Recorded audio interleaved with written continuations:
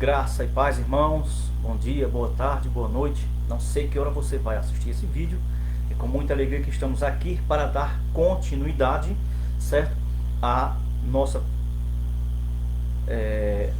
exposição. Lembra? A gente fez aqui uma pequena introdução ontem sobre essa nova série, né, de abordagens com perspectiva escatológica na carta aos Tessalonicenses. Vai ser a primeira carta e a segunda carta. Ontem nós começamos com a introdução, demos alguns esclarecimentos, né? Quem estava presente aí observou, viu e está por dentro de qual é a nossa proposta com essa exposição bíblica, né? Ela vai soar um pouco diferente da nossa última exposição da série que fizemos na carta aos Hebreus, que era uma abordagem panorâmica, teológica, né? Sobre o conteúdo da carta de forma geral, vendo o seu pano de fundo histórico, cultural, né, todo o seu desenvolvimento e o que o escritor aos Hebreus ele tinha ali em mente ao trazer e escrever aquela pequena exortação. Essa abordagem aqui, como eu deixei bem claro aí no tema, né, ela é uma abordagem de cunho e uma perspectiva escatológica. Né? O objetivo é vermos o seu conteúdo escatológico dentro dessa carta, com a temática de saber se realmente Paulo, como ensina a escola pós-tribulacionista, se realmente Paulo ele ensina os irmãos da igreja a como devem se comportar ou como poderão passar pela grande tribulação. O pós-tribulacionismo implica dizer que a igreja ela é candidata a passar pela grande tribulação. Como sempre, a base central dessa escola é Mateus 24. E vamos ver o que Paulo ensina na carta mais escatológica do Novo Testamento, se realmente esse ensino que essa escola defende tem base bíblica para ser sustentado, tá ok? Então, como sempre, nosso objetivo não é atacar pessoas, o nosso propósito não é atacar pessoas, nós estamos aqui falando de sistemas, tá ok? A nossa função aqui é abordar os sistemas teológicos.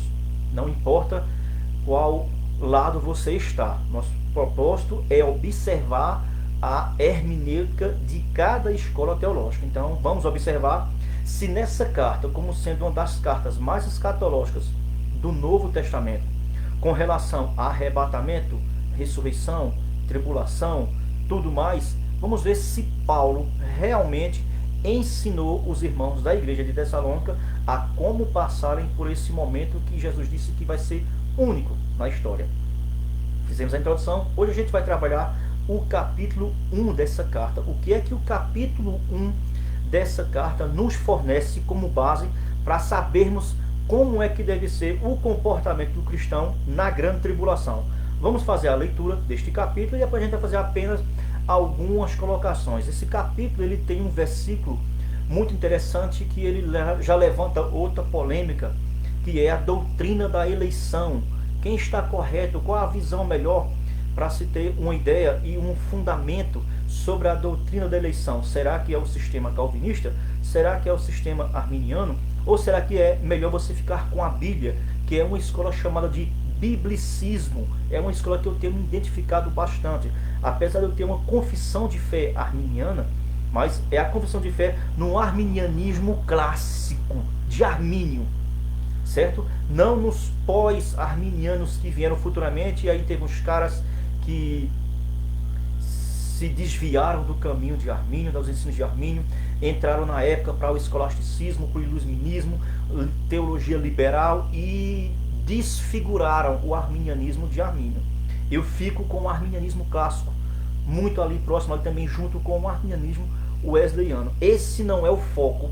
Eu não vou focar isso nessa carta, apesar de que essa carta tem um versículo que traz à luz a doutrina da eleição. Mas a gente vai ver como Paulo reconhecia a doutrina da eleição também. Mas o nosso objetivo aqui é de cunho escatológico, tá ok? Então, se você quiser acompanhar comigo, você que está aí, meus caros inscritos do canal do YouTube, ok? O capítulo 1 é um capítulo objetivo, curto, tem apenas 10 versículos, ok? O que diz o versículo 1 em diante? Ó? Paulo, Silvano e Timóteo. Ele já se identifica e já mostra aqui com quem ele está acompanhado, né? Podemos ver aqui que Paulo é um cara muito amigável de muitos missionários. Ele era um cara que não andava sozinho, ele sempre tinha companheiros, porque Paulo reconhecia a importância de se ter companheiros para, na hora do sufoco, um ajudar o outro. O sábio Salomão, ele sempre dizia isso, está lá no livro de Eclesiastes: melhor serem dois, porque se um cair, o outro ajuda. O próprio Jesus, ao mencionar a caravana missionária, ele disse, vão de dois em dois. Então sempre era bom ter companheiros, porque nas horas de dificuldade, um bom companheiro, ele serve mais que um irmão, como Paulo dizia também, ou Paulo não, Salomão dizia lá em Provérbios. A igreja dos Tessalonicenses em Deus, Pai e nosso Senhor Jesus Cristo, graça e paz a todos vocês. Aqui a gente já pode observar, nesse versículo 1, onde Paulo ele faz se apresenta como autor desta carta. Vemos aqui a quem Paulo está dirigindo essa carta, que são os destinatários da igreja de Tessalônica, e como de costume aqui a gente vê a sua saudação costumeira, que é uma das marcas registradas, a qual está na praticamente 99% das cartas paulinas. E isso aí já pode ser atribuído como uma confirmação da própria autoria paulina. Algumas observações nesse versículo que a gente pode aqui já de início observar é que o próprio Paulo reconhece que, por mais problemas que possa conter dentro de uma igreja local, ele reconhece que essa igreja, ela é de Deus. Ela é de Deus. Paulo reconhecia que aquela igreja era um propósito de Deus. E ao mesmo tempo ele faz aqui menção que o Senhor dessa igreja é o Senhor Jesus Cristo. E outra coisa que a gente acha também aqui importante fazer aqui uma pequena pincelada, está nessa saudação de Paulo sobre graça e paz. Interessante que essa palavra graça, ela foi uma palavra que foi introduzida nas saudações do Novo Testamento como a graça de Deus manifesta através do seu Filho Cristo. Graça para salvação, o dom da graça para a salvação, porque na antiga lei você praticamente não tinha essa expressão nas saudações, era apenas a expressão Shalom, como Deus que traz paz para o seu povo. E ao mesmo tempo, Paulo aqui ele agrega essa nova perspectiva para a igreja, trazendo a expressão graça e colocando ela como um adereço complementar ali para o projeto de Deus, para as igrejas de Deus que estavam na cidade de Tessalônica. Agora, o que eu acho interessante, quando a gente parte para o versículo 2, ele vai dizer, olha que interessante aqui, os companheiros de Paulo, como eles andavam conectados, ligados em um só espírito. É isso que tem faltado muitas vezes hoje na igreja do Senhor.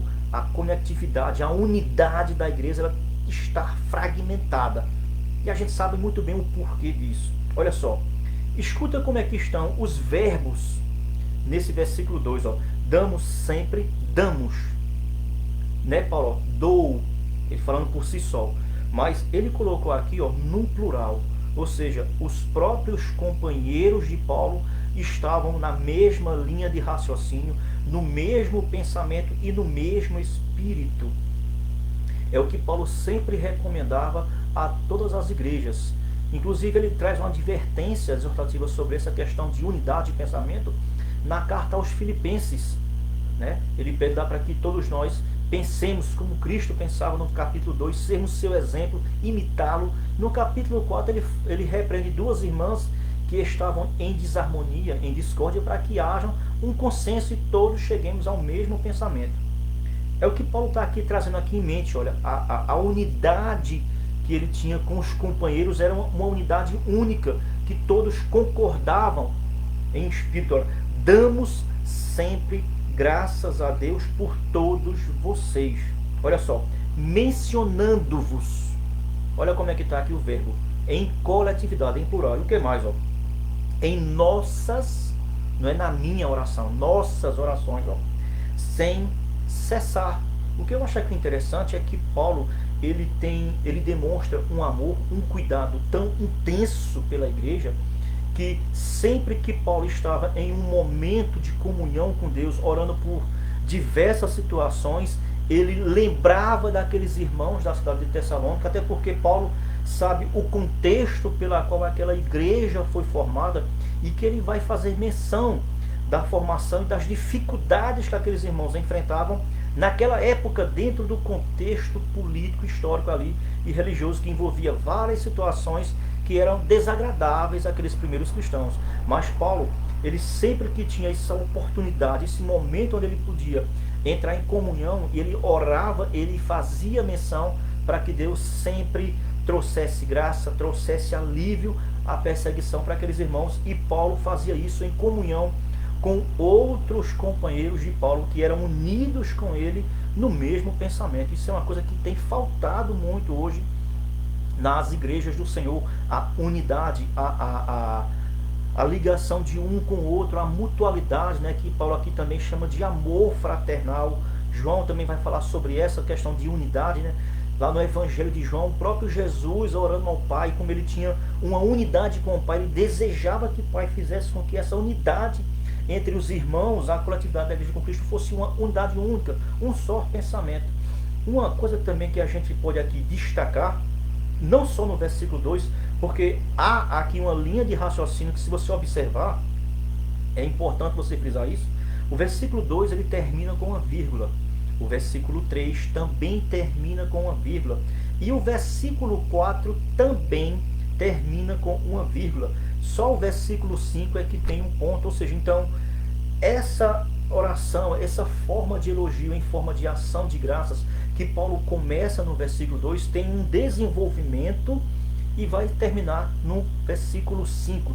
Então vamos ler essa seção por inteiro. Olha o que diz, ó. Damos sempre graças a Deus por todos vocês. Paulo não fazia acepção de pessoas entre trigo e joio dentro da igreja, mas ele dizia, ó, mencionando-vos em nossas orações e sem cessar, frequentemente, sempre que vinha à nossa memória, nós mencionávamos a Deus a alegria de termos vocês como igreja.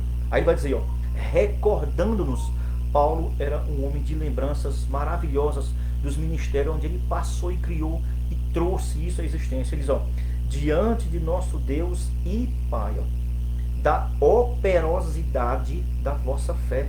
Paulo recordava o desenvolvimento que aquela igreja teve. O que mais? Ó, da abnegação do vosso amor, segundo aspecto da igreja, ó, e da firmeza da vossa esperança em nosso Senhor Jesus Cristo.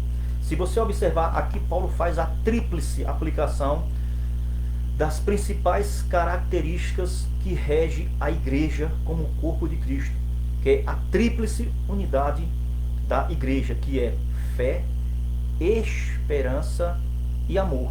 E isso fica muito claro quando você lê a carta aos Coríntios no capítulo 13, né? De tudo que tem, a fé, a esperança, o amor, mas o maior de todas elas é o que? É o amor. É o que Paulo está aqui demonstrando aqui nessa oração em forma de ação de graças, o seu amor, o cuidado pelaquela igreja. A gente vai trabalhar um pouco isso. Versículo 4 é muito enigmático aqui, ele pode pender para várias interpretações, mas Paulo vai dizer no versículo 4 que é uma continuação, certo? Da sua ação de graça em lembrança pela igreja. Ele vai dizer, ó, reconhecendo. Paulo está dizendo que reconhecia. Paulo reconhecia o quê? Ó? Os irmãos que eram o quê? Primeiro, eles eram amados por Deus. E segundo, a vossa eleição. Será que Paulo aqui ele está tratando aqui da doutrina, da existência da doutrina da eleição? Sim, claro. Mas ele não está aqui tratando de forma técnica, desenvolvida, com várias situações a qual Deus se utilizou para eleger, vamos assim dizer, aquela igreja, ok? Mas ele vai aqui mostrar indícios que demonstram que aquela igreja era uma igreja que foi eleita por Deus. E ele vai mostrar os princípios da eleição do versículo 6 em diante, ok? Então ele vai dizer, ó, porque vem, o versículo 4 termina com uma vírgula. Paulo continua no seu argumento da ação de graças, ó. Porque o nosso evangelho não chegou até vocês tão somente em palavras. Não era apenas um discurso filosófico, não era apenas mais um sofista, né, aqueles poetas, filósofos itinerários que andavam circulando por tudo quanto é canto, mostrando suas poesias e arrastando multidões. Paulo vai dizer, não, não foi apenas isso. Não era isso o objetivo. Apesar que Paulo tinha um grande conhecimento, porque Paulo era um erudito, ele tinha grande conhecimento das artes, das culturas, porque Paulo tinha formação tanto grega quanto romana e quanto também, ao mesmo tempo, hebraica, judeu, certo? Então ele vai dizer, ó, sobretudo em poder. Ou seja, então o poder do evangelho estava acima de qualquer técnica humana persuasiva. Okay? O que ele quer dizer aqui é isso, que era o poder do evangelho, ele supera, ele está acima disso. Ele vai dizer, ó, no Espírito Santo. O que mais? E em plena convicção. Paulo tinha convicção de que o seu evangelho, aquelas boas novas que ele trazia àquela comunidade recém-criada, na verdade já fazia tempo, né, aqui é apenas uma expressão de falar, que as palavras que ele trouxe eram palavras que eram dirigidas pelo Espírito Santo e que isso era o poder do evangelho transformador.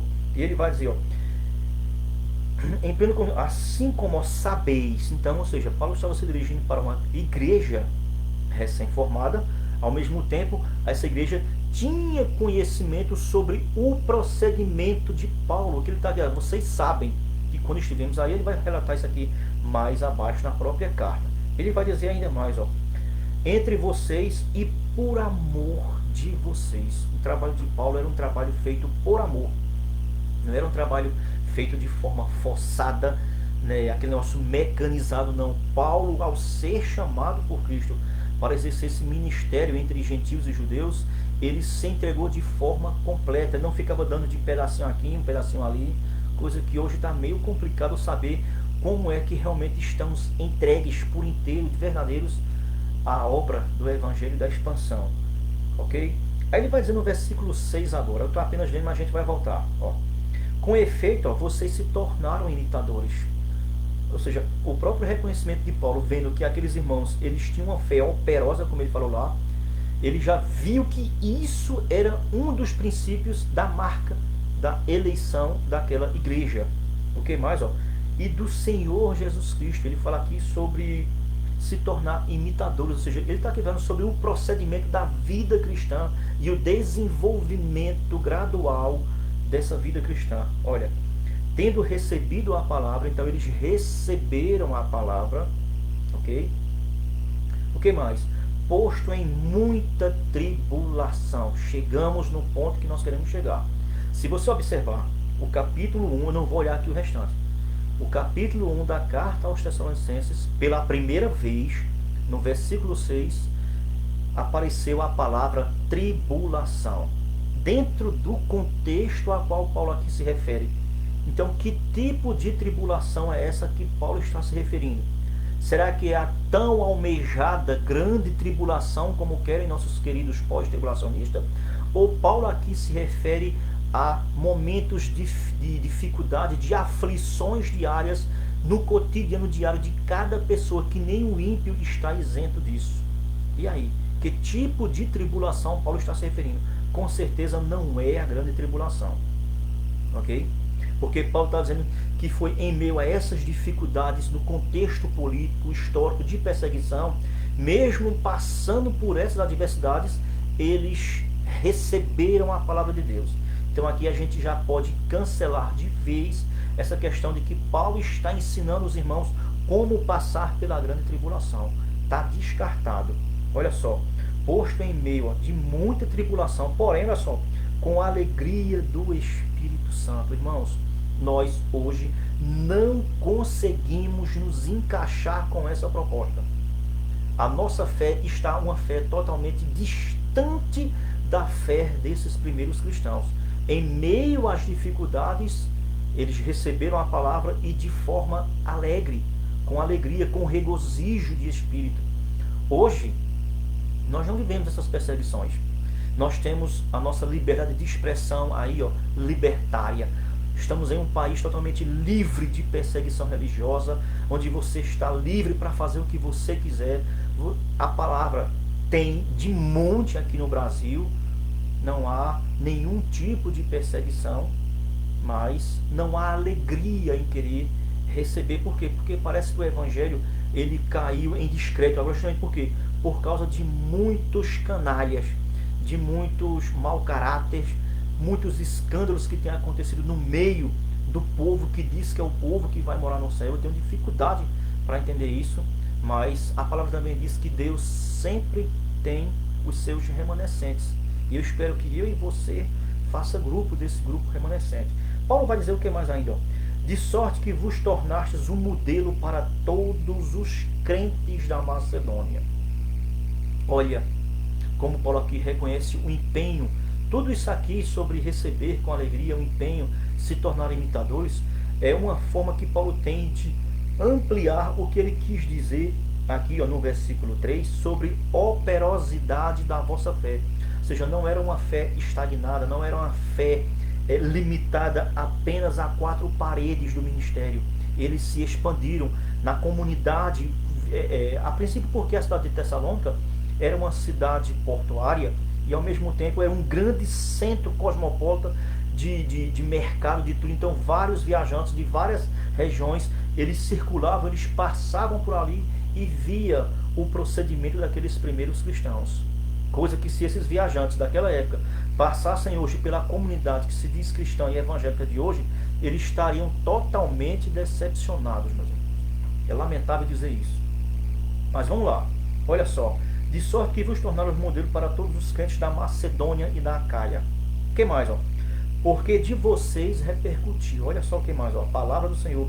Não só na Macedônia, mas na Acaia. Mas também ó, por toda parte se divulgou a vossa fé. A fé aqui não é no sentido de aplicar a crer, mas como vida, comportamento. Ok? O que é que ele vai dizer aqui mais? Olha, para com Deus, a tal ponto de não termos necessidade de acrescentar coisa alguma.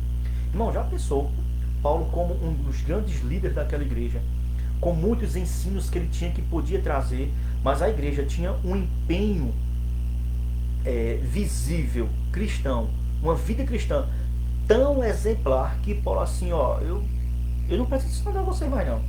Não preciso, porque vocês estão de forma que está explodindo por todo o continente, toda a região da Macedônia. Hoje, será que tem sido assim? O que tem explodido hoje no meio cristão, infelizmente, são as decepções, porque muitas vezes o erro parte. Olha só, quando eu falo isso aqui, eu não estou generalizando, mas é o que é mais visível hoje no cotidiano gospel, com tantas coisas absurdas que nós temos visto acontecer em nosso meio, escândalos, adultério e tudo vai. Essas coisas que têm acontecido aí têm sido as marcas que a igreja evangélica brasileira tem mostrado ao mundo. E isso é trágico, é decepcionante. E vai haver consequências se nós não mudarmos a nossa perspectiva com relação ao comportamento da igreja brasileira. Está dando aí uns trecos travando, né? Mas vamos continuar, a gente vai voltar. Eu estou apenas fazendo a leitura do capítulo. Certo? Vamos lá, o que mais? 9. Pois eles mesmos, frise bem esse pronome, pois eles. Paulo está falando de uma segunda classe de pessoas, ele não está se referindo à igreja. Olha só, no tocante a nós, aqui nós, ele não se refere ao seu apostolado, mas à igreja de Tessalônica. O que mais? Ó?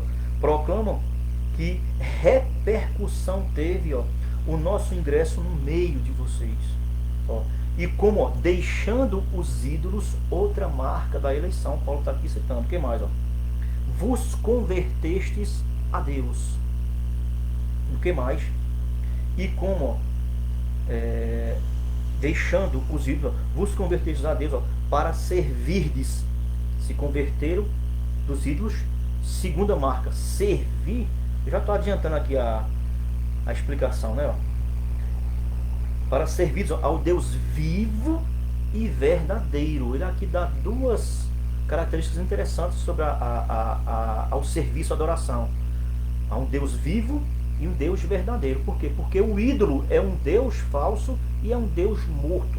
Ele aqui está condenando a prática pagã, idólatra da igreja de Tessalônica naquela região, certo? Não a igreja, mas a cidade. Era uma cidade pagã. E o que mais? Qual é o último ponto que ele toca, ó, e para, tá vendo? E para não só se converter e servir a Deus, mas tinha um outro propósito a qual Paulo queria também demonstrar, que é a nossa palavra, o versículo central do capítulo 10. Qual é? E para servir, não, e para aguardares dos céus, que ele vai explicar isso no versículo, no capítulo 4, arrebatamento, viu? Ó, dos céus, ó, a seu filho.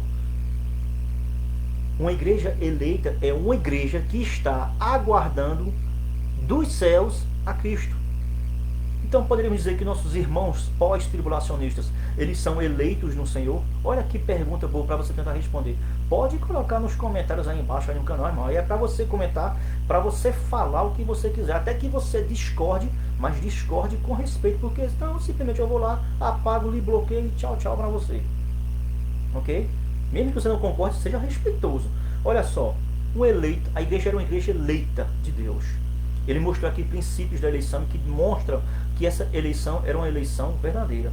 Mas no último ponto que Paulo vai aqui tocar, ele diz que aquela igreja eleita, ela estava aguardando seu Filho, que é Cristo, dos céus.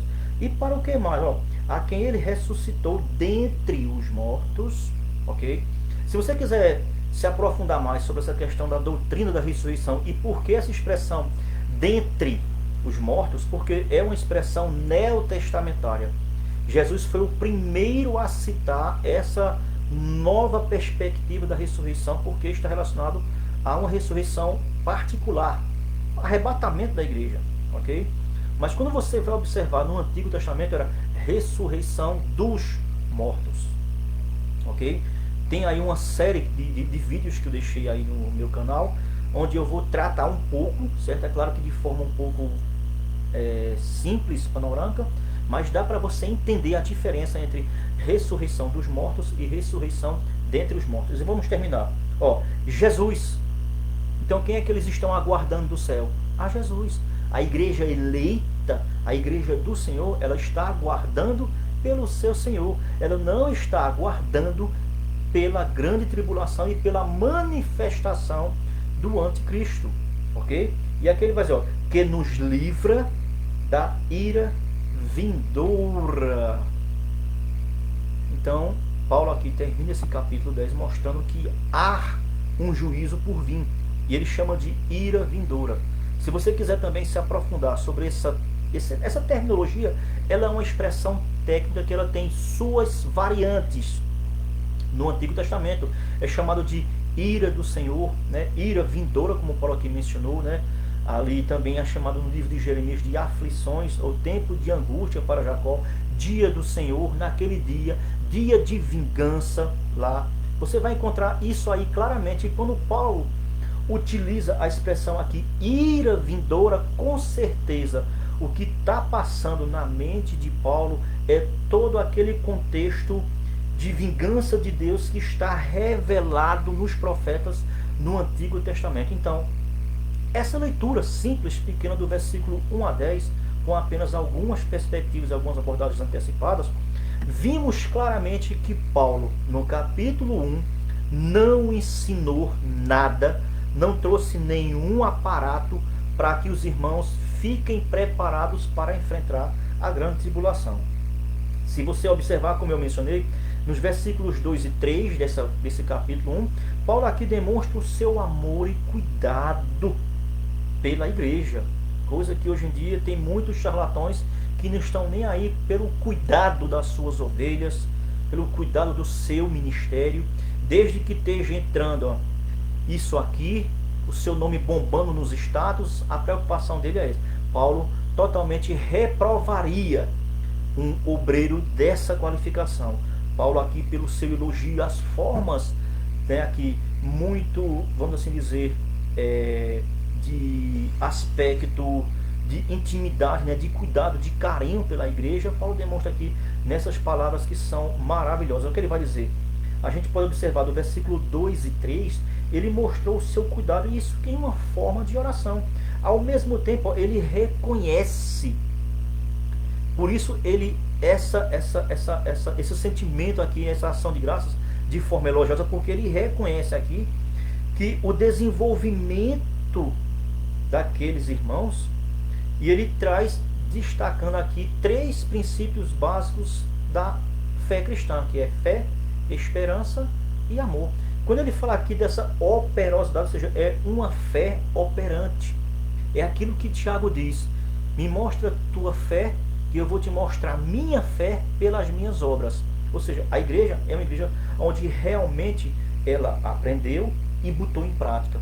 E a sua prática repercutiu por toda aquela região da Macedônia. Ou seja, eram crentes ativos, e a própria atividade do crente no campo, ali na prática, demonstravam que era uma igreja que realmente demonstrava arrependimento sincero. Nas práticas da vida cristã, não está presente apenas a conversão, né, e a boa vida cristã, mas sim uma nova vida e uma nova conversão demonstrada através de um arrependimento sincero. É o que Paulo também quer deixar aqui frisado. Quando ele vai falar aqui, ó, no versículo 3 ainda, né, abnegação do vosso amor. Paulo aqui pode estar falando sobre do amor coletivo uns pelos outros. É aquilo que marcou o início da igreja primitiva, que você encontra lá no livro de Atos dos Apóstolos, no capítulo 2, após a convenção, e mostra lá que aquela comunidade crescia e nada tinha como seu, mas apenas repartia de um com todos, né? Chamado de amor fraternal. Eles eram abnegados, né? Eles eram que demonstravam uma vida cristã e um amor altruísta pelos outros. O que é que ele vai dizer aqui mais aqui, no versículo 3, ó? E da firmeza. Então, eles estavam... Aqui tem uma questão escatológica que está em oculto. Sempre que aparece essa questão de estar firme e com relação à próxima palavra ser esperança, se você observar, ó, eles tinham firmeza. Eles estavam convictos, firmados em quê? Na promessa da volta do Senhor. Foi o que Jesus mais prometeu, é que voltaria. João 14 deixa isso muito claro. Versículos de 1 a 3. Não se turbe o vosso coração, credes em Deus, credes em Pai. Na casa do meu Pai há muitas, se não fosse eu não teria dito, mas eu vou preparar. E quando preparar, eu voltarei. Então eles estavam agarrados, ó, a essa promessa que Jesus tinha feito às igrejas, e eles tinham isso como a esperança, que se você observar lá em Tito, capítulo 2 e versículo 3, eu vou abrir, que eu quero ler esse versículo com vocês, que eu acho ele impressionante. Olha o que diz Tito, capítulo 2, versículo 3. Diz assim, ó, sobre esse contexto aqui do versículo 3 de Tessalonicenses, ó.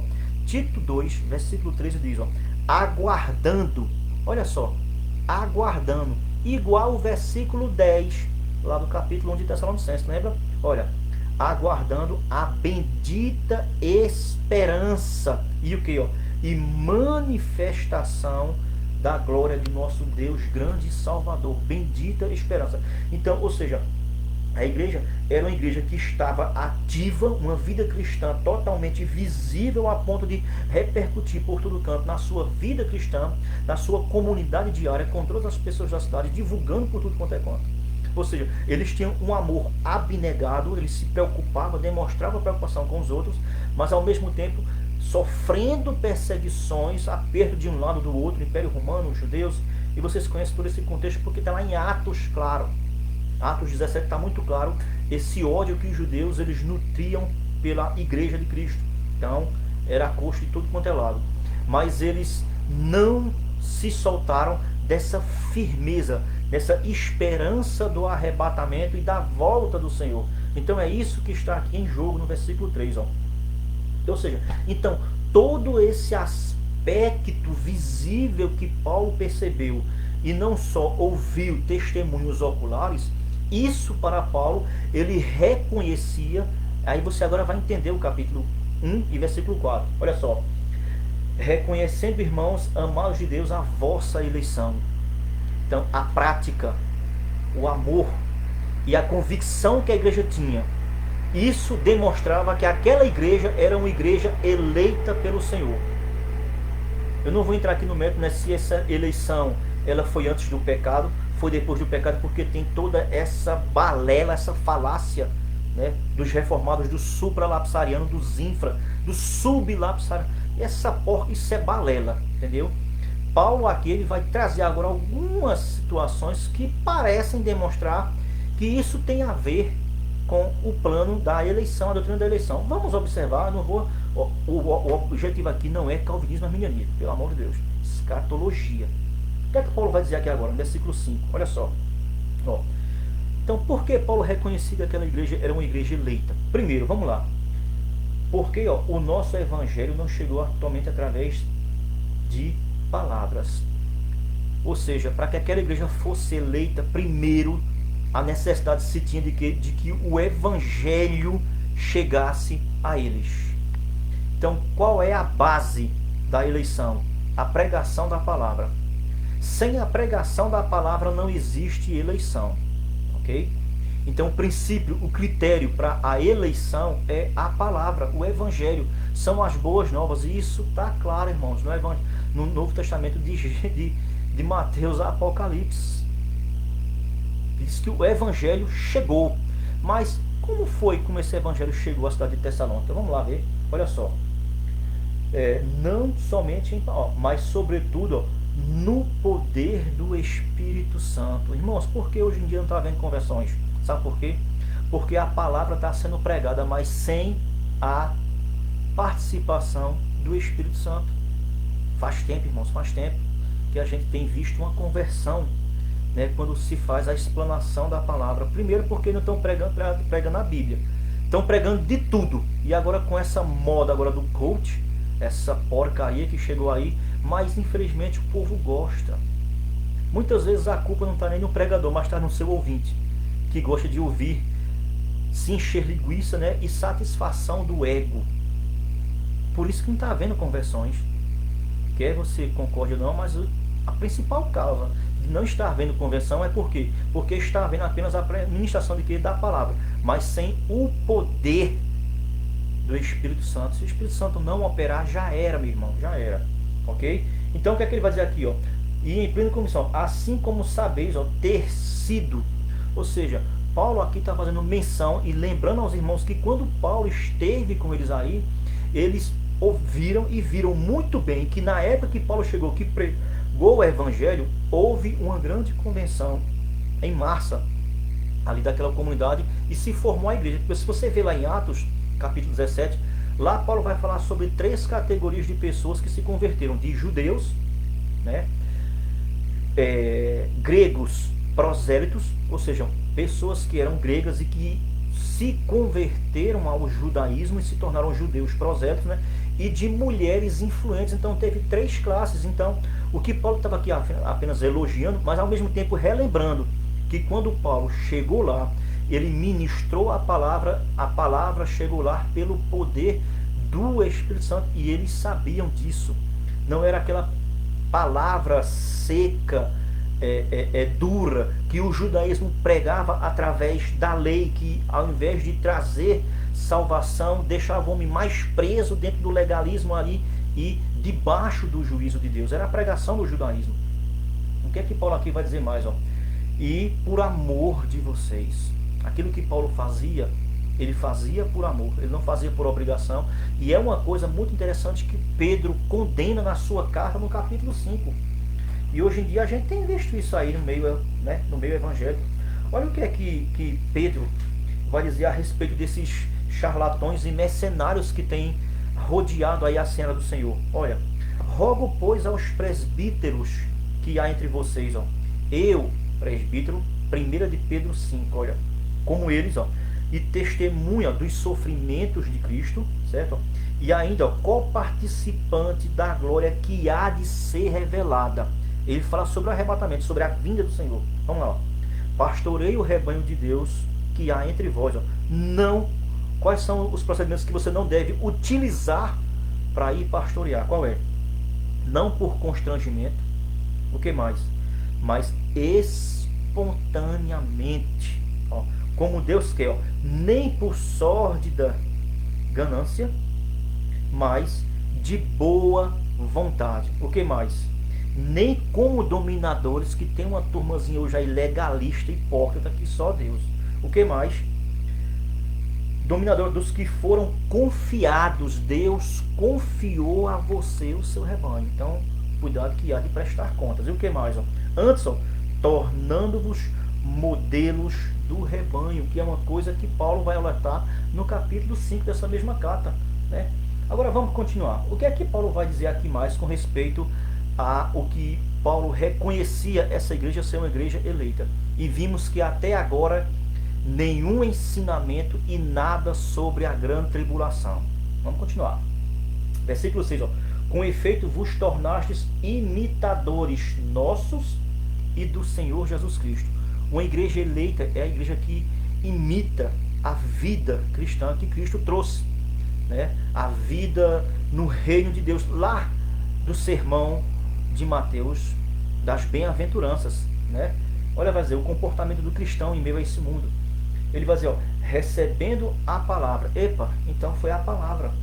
Ao receber a palavra e crer naquela palavra, eles se tornaram coparticipantes de Cristo. Eles se tornaram o quê? Eleitos em quem? Em Cristo. É o que está lá em Efésios.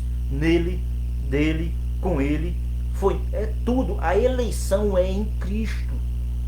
Não existe, não é porque a gente tenta fugir desse assunto, mas não consegue. Não existe eleição para a salvação individual na Bíblia. Não existe eleição individual. Existe eleição chamado para serviço. Aqui mostra claramente aqui que eles primeiro tiveram que ouvir a palavra. Ou seja, qual é uma diferença rápida? Eu tento fugir, mas não consigo. Qual é a diferença da eleição no calvinismo para a eleição no arminianismo? É que no calvinismo você é eleito para crer, mas no arminianismo você crer para ser eleito. Parece ser muito mais aqui bíblico do que o calvinismo, porque disse que o evangelho chegou a ele e eles receberam.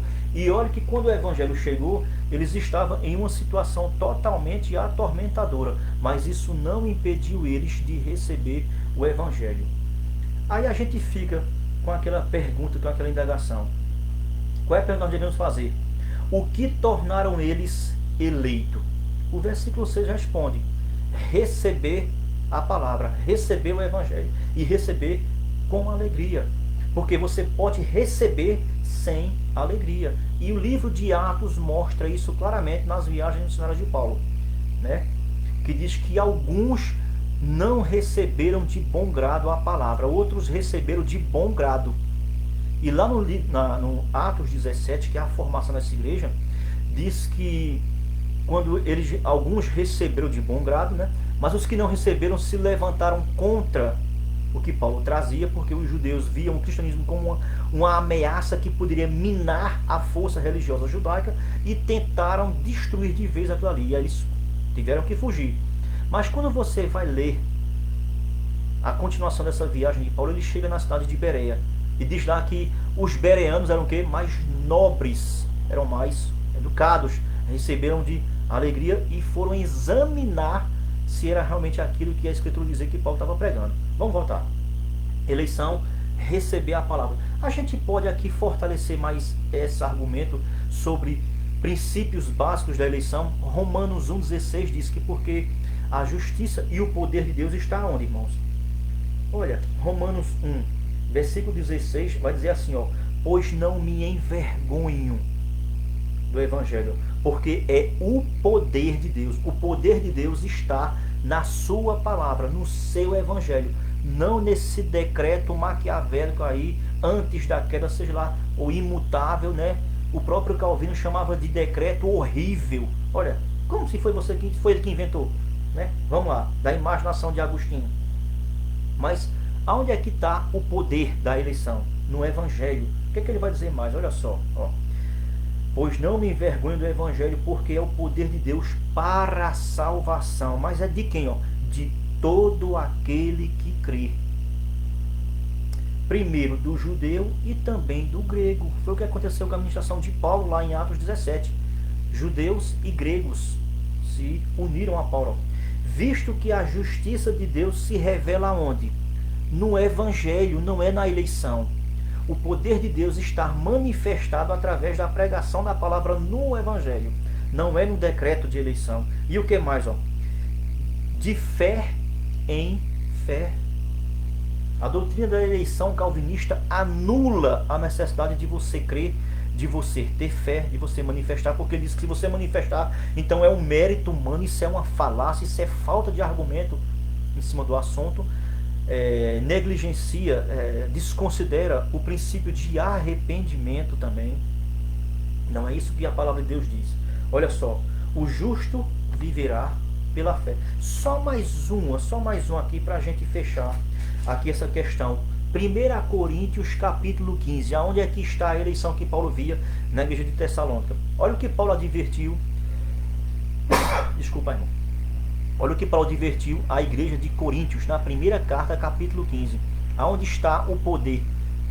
Vamos lá. Irmãos, venho lembrar-vos o evangelho que anunciei. Olha só, o evangelho que anunciei. O qual recebestes, olha só, igual à igreja de Tessalônica. Paulo anunciou, eles receberam, e no qual ainda perseverais. Olha, por ele também sois salvos. Nós somos salvos pelo poder do evangelho a partir de que recebemos e cremos, não é decreto. Paulo não ensina a doutrina de eleição através de decreto escondido que ninguém sabe, que é mistério. Paulo não fala disso, gente. Olha só. A menos que tenhais crido em vão. Cara, isso é muito complicado, né? Mas vamos continuar. Então Paulo via que a eleição daquela igreja, ela foi manifesta através dos irmãos crerem no evangelho, e não só isso, mas o colocarem em prática uma vida cristã totalmente mudada, nova. O que é que Paulo aqui vai dizer mais? Até agora, nenhum ensinamento sobre tribulação. Vamos lá, vamos terminar aqui para não ficar tão grande, já vai com 46 minutos. Eu queria fazer apenas meia hora, mas eu não consigo, gente. Olha só, receber só de muita tribulação com alegria no Espírito. Hoje em dia não existe tribulação e o povo não tem alegria de receber a palavra de Deus para serem salvas. Caiu em descrédito esse evangelho, esse político. Agora por quê? Porque a igreja está se comportando de forma mundana, sem a pregação genuína da palavra de Deus. Não estou generalizando, mas é o que a gente tem visto aí por todo o local. Olha só, versículo 7, agora ele vai dizer que essa eleição ela ficou tão clara a ponto de os de fora darem testemunho da prática de vida e do estilo de vida daqueles irmãos. Versículo 7. Vos tornastes modelo por todos, crentes da Macedônia. Versículo 1. Porque vos repercutiu. Ou seja, a repercussão que teve daquela vida dos irmãos, quando Paulo vai dizer aqui, no versículo 8, porque de vocês repercutiu a palavra do Senhor. Ou seja, eles receberam e não guardaram apenas para ele, mas saíram divulgando as boas novas do evangelho e alcançou multidões de gente. Olha só, por toda parte se divulgou a vossa fé, ou seja, o vosso empenho, a vossa mudança de vida, a prática diária cristã. O que mais? Para com Deus, a tal ponto de não termos necessidade. Nós já pensou uma igreja que não havia necessidade de receber nem o ensinamento de Paulo com relação à vida cristã. Se fosse Paulo hoje trazendo essa palavra para a igreja de hoje, o que é que Paulo iria advertir? Será que Paulo tinha muita coisa para anunciar ou não? Versículo 9, olha só. Pois eles mesmos, esse eles mesmos aqui se refere a viajantes que passavam e viam que aquele novo estilo de vida repercutiu de forma tão grande que o povo ficou de forma assim tão... eu não tenho aqui uma palavra, eu procurei aqui uma palavra para tentar encaixar aqui, mas não estou conseguindo. Eles ficavam impactados com a vida daquele povo lá, que eles mesmos, esses aí são cristãos. Isso aí, se brincar, foi obra daqueles missionários que estão para cima e para baixo. Olha como está sendo mudado na vida do povo. Praticamente era essa, certo, a divulgação que pessoas de fora da comunidade faziam quando viam o estilo de vida daquele povo que era alcançado pelo evangelho e cria nele. Olha só, e Paulo aqui mostra que a repercussão foi tão grande, né? Mas a respeito disso aí também, por quê? Porque eles tiveram ingresso e deixando os ídolos, ou seja, eles deixaram a idolatria. Mas hoje em dia há uma idolatria dentro do mundo gospel que está sendo difícil arrancar, que nem o evangelho está conseguindo arrancar. Mas se for o evangelho na pregação do poder do Espírito, arranca. Cabe a você querer receber esse poder do evangelho. Eu também não estou isento, eu também me encaixo nisso aí. Ó. Então Paulo aqui fala que a repercussão que houve uma mudança de vida também religiosa naquela comunidade. O que mais? Ó? Vos convertestes a Deus. E o objetivo central da convenção da nova criatura é deixar de servir aquilo que é mentiroso e que não é de Deus, é uma obra maligna por trás dessas obras de idolatria, e agora servir a um Deus vivo e a um Deus verdadeiro. Outra característica da convenção genuína, além de se converter, né? Olha só, vos convertestes. Vos convertestes. Olha como é que está aqui a expressão. E o que mais? Ó? Servir ao Deus verdadeiro. Então a convenção, o poder do evangelho ao chegar naquela comunidade, trouxe mudança de vida em todas as áreas e aspectos do ser humano. Primeiro, uma mudança radical, né, da idolatria para servir a um Deus verdadeiro, com uma mudança de vida totalmente radical, uma verdadeira demonstração de arrependimento. E ele conclui o seu pensamento dizendo o que mais? E para aguardares dos céus o seu Filho. Encerramos capítulo 1, versículo 1 ao versículo 10, mesmo que de forma ainda resumida, mas tiramos a nossa conclusão. Capítulo 1, de forma alguma, Paulo ensinou os irmãos a se prepararem para enfrentar a grande tribulação. Capítulo 1, matamos, fica aí totalmente fora essa ideia de que Paulo ensinou a igreja a se preparar para a grande tribulação. A caminhada está grande, são 5 capítulos. Pelo menos o capítulo 1 nós já podemos descartar e mostrar que o pós-tribulacionismo não tem base para dizer que Paulo ensinou a igreja a passar pela grande tribulação. Irmãos, Deus abençoe sua vida. Eu espero que você tenha entendido qual é o nosso objetivo aqui. Não é atacar pessoas, mas é colocar em pauta os sistemas e a sua hermenêutica, tá ok? Então aqui ficou claro. Poderíamos abranger, trazer muitas coisas, mas já ficou grande demais. Já vai com 52 minutos, eu queria que ficasse apenas 30 para não ficar muito extensivo. Irmãos, Deus abençoe a sua vida, e na próxima segunda-feira, que hoje aqui é sexta-feira, então na próxima segunda-feira viremos de volta aqui com vocês e estaremos trazendo o capítulo 2 da primeira carta aos Tessalonicenses. Deus abençoe sua vida, Deus abençoe sua família. Em nome de Jesus.